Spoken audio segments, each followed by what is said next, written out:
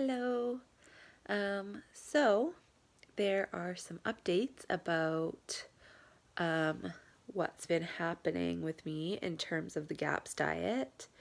So you may have noticed on the intro sign there, it says day 57 and stage 3. So my skin in the past 10 days or so has just seemed to be getting worse. I got some psoriasis patches that had been totally cleared up, like along the front of my hairline here, that came back pretty severely beside my nose, and then the spots that had not quite cleared up yet also started getting worse again. And I could not figure out what could be causing it. It wasn't one specific thing.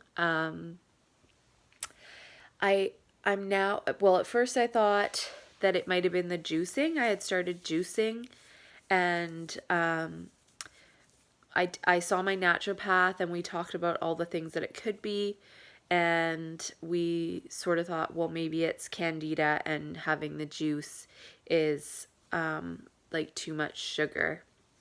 So I stopped juicing. I brought fermented dairy back into my diet. So I'm having not a ton, but I'm having like fermented sour cream, like homemade sour cream. Basically, I just use heavy cream, organic heavy cream, and culture it with yogurt starter. And that's really good. And I've been having some kefir as well. And yeah, and so then I stopped juicing, and it had been probably like 5 days since I'd stopped juicing, and the psoriasis and skin stuff still seemed to be getting worse. So I figured I kind of needed to like go back to stage 3, which is basically, I felt like I was doing in stage 4, well in stage 4, but basically stage 3 was the last time that I'm like sure that I wasn't reacting to anything, that I was still progressing pretty well. So that's a little bit frustrating, but also like I know I was moving along pretty quickly, and lots of people seem to have to spend quite a lot longer on the intro stages than I had been spending, so maybe I just moved too quickly. The other thing is, I'm not sure if it's like related to hormones. I know I've had some other people say that before their period they get like their symptoms worsen again. And I did just get my period, so maybe that's the case. Like, I'm not sure. Um, yeah, so it's a little bit of a limbo time. It's a shame because I had kind of started like having things in my fridge that I could have on stage 4 and 5. And so, like I had a whole bunch of meatballs that I had made roasted in the oven. So I did just eat those for the last couple days because I didn't want to waste them. And I finished them this morning. So now I'm kind of fully back on stage 3. And I'm just going to see how that goes. So I'm still able to saute vegetables, obviously, as is stage 3, and cook meats in broth and things like that. So I'm just gonna make it really simple again, and do that for a couple of weeks. And then when I start adding things in stage 4, I'm a little bit concerned that maybe it was like the almond, like the amount of nuts I was having. Like maybe I was eating too much of the almond flour bread. So I think I'll just try to like very slowly introduce it, like a tiny piece at a time, and maybe just do half a recipe or freeze it or something like that, so that I don't overdo it. Yeah, and see how I go with that. I didn't. Well, that's not true. When I was juicing, I was having like more frequent bowel movements. I wouldn't call them, they weren't it wasn't diarrhea, but they were softer than is typical for me. And sorry if this is, I'm warning you, a lot of information is going to happen right now. So if you want to skip ahead, skip ahead. They were like sticky.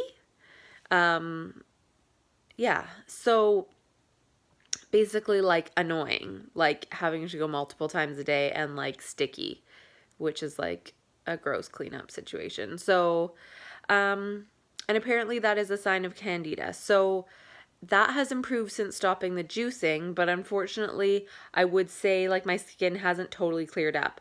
I think it's getting better, but there still seems to be like a couple new spots forming, and it has been now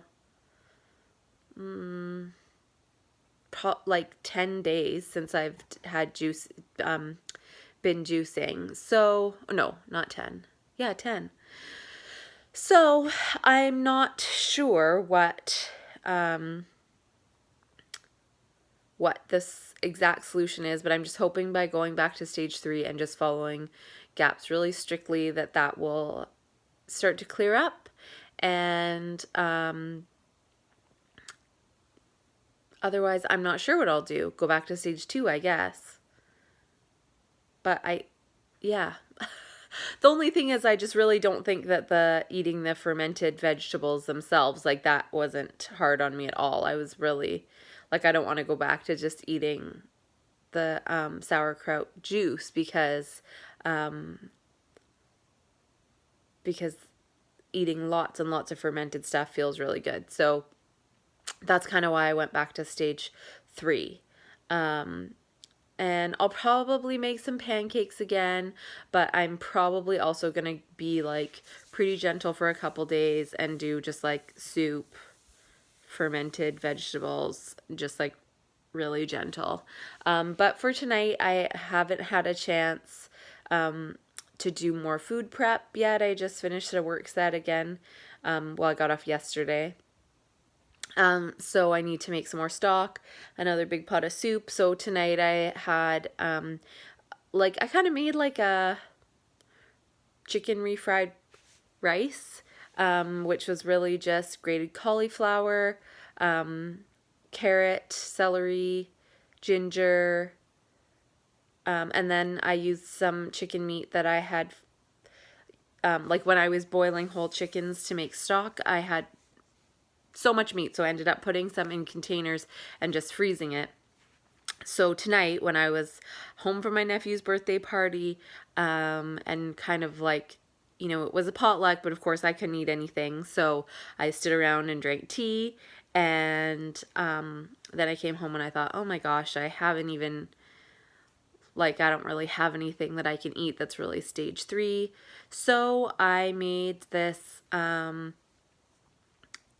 chicken refried rice basically, and so I put the cauliflower, I put some broth in there, the veggies, and I added the cooked chicken towards the end, and just cooked all the veggies with broth. And so it wasn't like the chicken was in a frying pan, but it was cooked, it was warmed basically in broth, not really like sauteed, as in there's no crispy bits or anything. I did put a little bit of fish sauce in there, which I figure is okay because it's just the only ingredients are like fish and salt. Excuse me. And the honey gravlax is in stage 2, so I figured fish sauce would be okay. And then I added kimchi and some other fermented vegetables. Sorry, I have to admit to you guys, I was just watching Modern Love on Amazon Prime and just bawling my eyes out because it is really just the sweetest series. So my eyes are a bit puffy. I apologize about that. Yeah, so I'll show you the little video I made while I was cooking my dinner. And then at the end, I did put actually 2 eggs in and kind of stir-fried it around. And it was really, really yummy. Of course, I miss things like soy sauce, but it was really good. And I find that using fermented vegetables, especially ones with ginger, really kind of add or give that flavor that's kind of like an Asian fusion inspired kind of meal, which is like really, if you're not having dairy, is a really nice flavor to go, like palette to go for, because there's not a lot of dairy used in Asian food, for them, as like almost none. So yeah, I highly recommend if you, are feeling like you're making meals that normally you would put cheese into and it's really not the same without the cheese. Like try making a meal that would be more like wouldn't have dairy anyways, right? And I find that that really is the key to when you're cooking this way and you're cooking things. If you're trying to make a meal that tastes like Gaps is not gonna, you're not gonna make a pizza that tastes like a pizza, right? So just, you're always gonna be disappointed if it's supposed to taste like a pizza. But if you can make something that would taste, that wouldn't have dairy or that wouldn't have this stuff anyway, you're, at least I feel like a lot more satisfied by it. And frankly, there's that meme out there that says, welcome to your 30s, cauliflower has replaced all your favorite carbs and some other stuff like that. It's true. And for me anyway, so I've been doing cauliflower rice for a long time. So that felt fine for me. If you're trying to adjust to cauliflower rice, more power to you. I like it, but adding flavors can really help, because if you don't like the taste of cauliflower, like I love the taste of cauliflower and I would put cauliflower in a rice dish anyways, so the taste is fine. If you don't, then try adding herbs and spices when you can. Fresh herbs are a great thing, and honestly, onion and garlic, that is going to be a great way to flavor your dishes, and salt. Right? Salt brings out the flavor. And don't forget, you can use things like lemon juice and apple cider vinegar. They're all, anything that's acidic kind of works like salt and it brings out flavor. So those are just a few little cooking tips that I have kind of worked out over the past 57 days. I'm so close to 60 days, but nowhere near where I thought I'd be at 60 days. I really thought that I would be hitting full gaps at 60 days. And I've hit this road bump, and I go back and forth between feeling frustrated and being okay with it. And I'm okay with it. I just, I have some like trips and stuff coming up in the near future, and I'm a little bit stressed now because I thought I would be on full gaps and I would be able to do things like eat a piece of fruit or eat some raw vegetables, and I still have not gotten to the stage where I can just eat a carrot stick. And that would be very convenient for me, because a lot of places that you go where people are putting out a food spread, there's at least like a veggie and dip tray or something. So it would be very convenient to at least be able to pick up a plate of, raw broccoli, celery, cucumber, whatever is out. So I'm looking forward to that time. But for now, I'm going to back up. I'm in stage 3 again, and do this for another couple weeks, and then be very slow with introducing things into stage 4. Okay, I hope everyone is doing well out there. I'm going to add on just the quick videos about the stir-fried rice. And if you're enjoying this, subscribe, like, comment. I've really appreciated all the comments that everyone has left so far. I am reading them all and appreciating them all and responding when I can. And I hope everyone else is, still feeling like Gaps is worth it, or that you're encouraged to try it out if it's something that you feel you would benefit from. Oh, I guess I should tell you some of the positives. Well, I feel like my skin, like, in general, looks better. There have been a lot of sicknesses going around at work. I know I sound a little congested right now, but that truly is just because man, that show was good. I was crying. But there's been lots of people with colds. There's been stomach flus going around, like gastros going around. And I have had a couple little sore throats at the end of night shifts, which is usually when I do get sick, is because I get like so run down.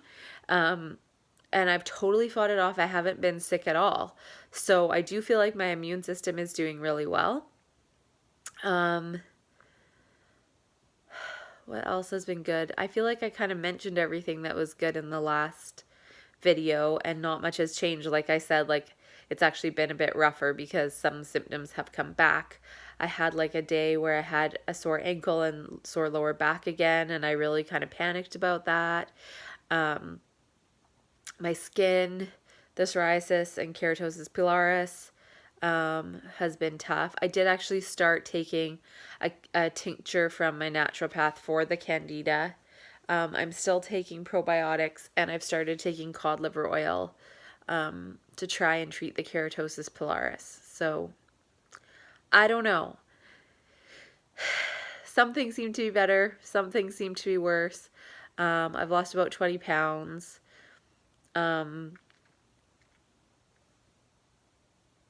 Overall, I do sort of feel better, but it's been a little bit of a stall lately, so I'm trying not to be discouraged by that. And next time I make a video, I will hopefully have lots more wonderful things to say.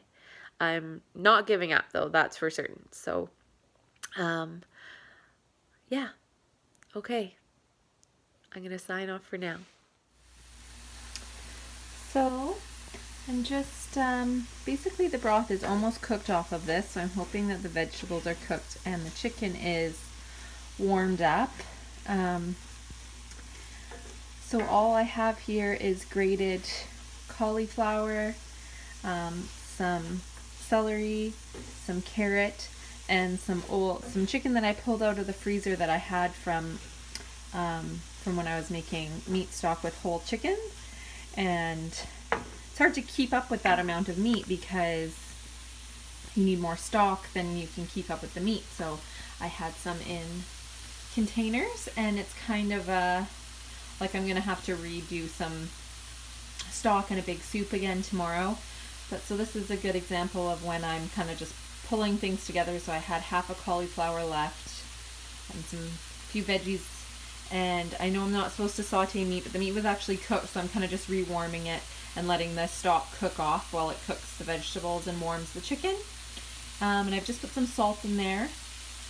If I was further along in the stages still, I would be adding some different spices and stuff like that, but because I'm back in stage 3, I'm just using salt, and then I'll put some ginger too, actually, and I've put garlic and onion. And then I'll use some of the pickled vegetables that I have that have ginger in it, and some kimchi. And that will make it taste a little bit Asian flavored, and I'll probably pop an egg in there right before it's done. Make it like a refried chicken fried rice kind of thing. There's the finished product. A couple kinds of kimchi on there and my own homemade pickled vegetables.